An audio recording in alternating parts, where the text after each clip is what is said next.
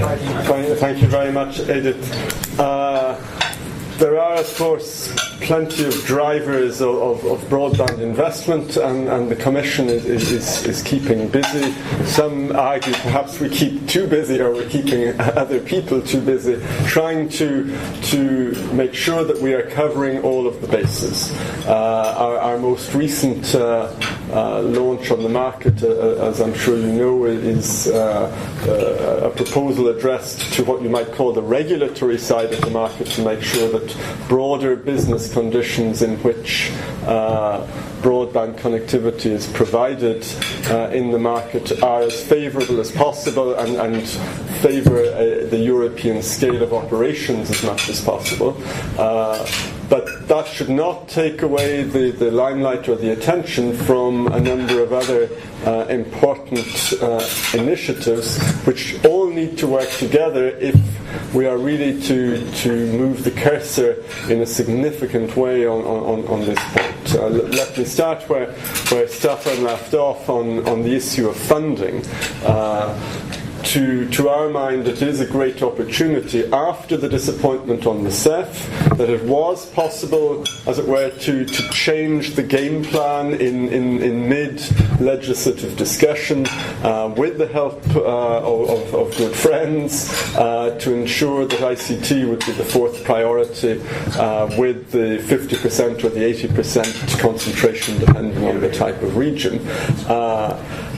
And that, of course, is something which then needs, of course, to be well absorbed into the new approach to funding that Stefan mentioned. That is to say, a strategic approach where horizontal technologies have a place in supporting the broader economy. I think that was very much the message that Michael was giving from his business perspective, that it's the overall economy that needs to be driven there. And just a couple of remarks which I think are well known to those working in this area. It is fine to write something into the list, but of course we have this funny budgetary system in Europe that we spend a year and a half trying to get the money, and then there is absolute pressure to make sure it is spent. Now that's well and good, and once the money is there it should be spent, and it should be spent strategically, and that's where we have to raise the game a bit on ICT and on broadband in particular. The absorption rate for ICT is lower than the average. The absorption rate for broadband within that is lower again.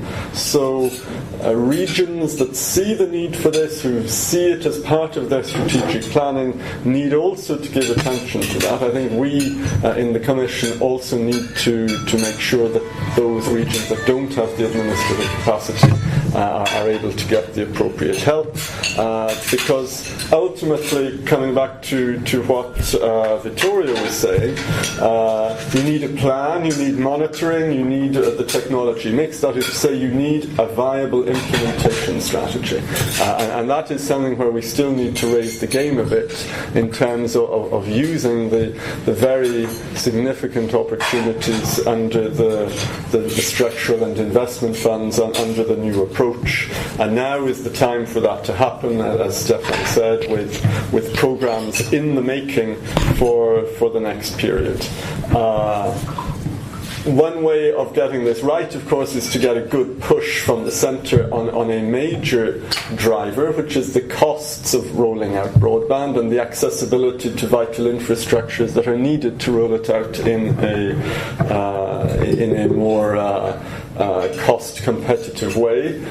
Their honour must go, obviously, to Edith and her work on the civil cost, the broadband cost reduction proposal. Thanks also, of course, to the collaborative work of the Committee of the Regions.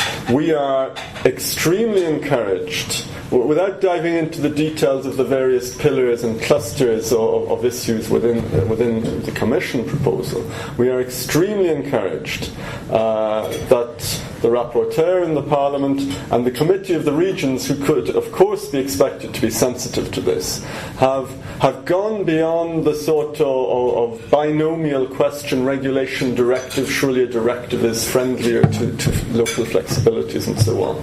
We have designed a proposal, I think that has been recognised, which even as a regulation, even as something that creates enforceable rights for undertakings who want to roll out broadband, it has hardwired into it a lot of flexibility as to the individual implementation, the institutions and bodies that will be responsible for actually applying it on the ground.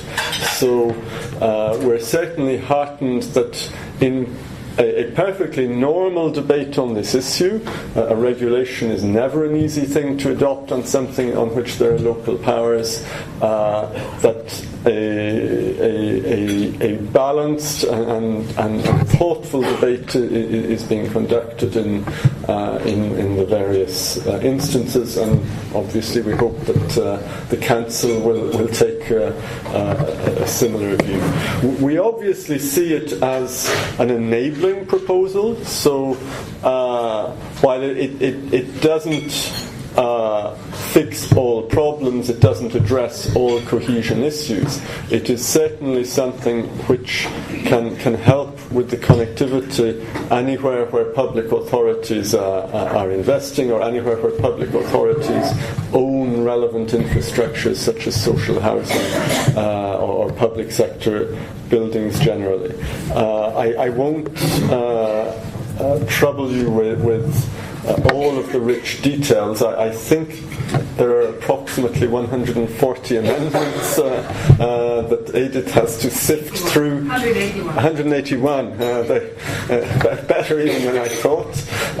So I wish you well in processing that information overload, and we're obviously at the disposal of the co-legislators to help in the necessary onward work. I'll leave it there for now. This was meant to be a short comment, and I think it just ended up being a comment. So thank you very much.